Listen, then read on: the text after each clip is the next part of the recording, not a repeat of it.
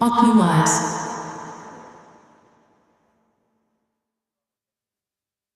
Take it. You know what happens if you don't. What is this? I can't. The airport was unusually crowded that morning.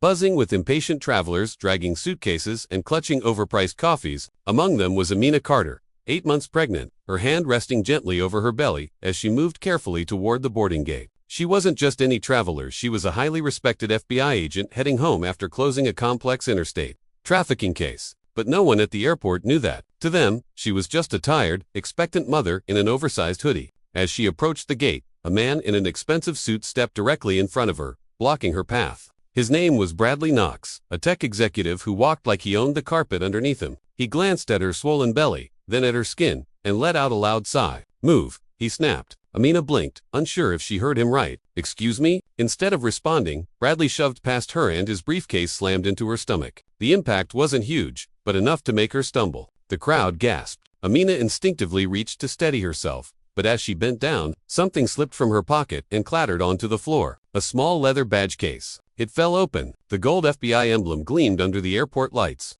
The entire gate went silent. Bradley's face drained of all color. His mouth opened, but no sound came out. The security officers stationed near the gate suddenly straightened, eyes wide, whispering to each other as they recognized the badge instantly. Amina lifted her head slowly, calm but firm. She picked up the badge, dusted it off, and looked straight at Bradley. He couldn't hold her gaze. For the first time in a long time, the man who believed he was untouchable looked terrified. I didn't mean," he stuttered, tripping over his words. "You were in the way. I didn't know." Amina didn't react with anger. She didn't yell. She simply looked at him with the quiet strength of someone who had seen enough cruelty to understand that more cruelty only breeds more darkness. Before she could respond, a soft voice spoke from behind. "Ma'am, are you okay?" It was a young Latina mother holding a toddler on her hip. Her eyes were full of genuine concern. Soon, others stepped closer, an older white man offering his seat, an Asian woman asking if Amina needed water, 2 college kids offering to carry her bag. In seconds, the crowd formed a protective circle around her. Bradley stood outside the circle, frozen, watching the very people he believed were beneath him rally around the woman he had pushed aside. Amina exhaled slowly.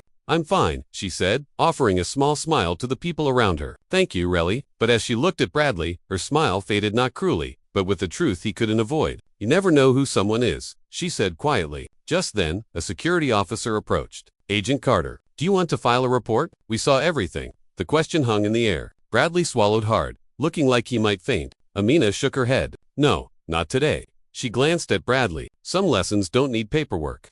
The officer nodded and stepped back. Bradley was breathing unevenly now, torn between guilt, fear, and something he hadn't felt in years: shame. His lips moved as if trying to form an apology, but the words refused to come out. Amina walked past him slowly, not vindictively, not triumphantly, just with quiet dignity, one hand supporting her belly, the other holding the badge that had revealed everything. As she moved toward her seat, the same young mother walked beside her. "People can be horrible," she said softly, "but people can be good too." Amina smiled. "I know." She settled into her seat, the plane humming around her. People who had been strangers minutes earlier now looked at her with warmth, offering small nods of support. And as she sat quietly, she felt something she hadn't felt all week: not the stress of the job, not the exhaustion of travel, but a rare and gentle reminder. Even in the ugliest moments, humanity still shows up. And sometimes, it shows up exactly when you need it most.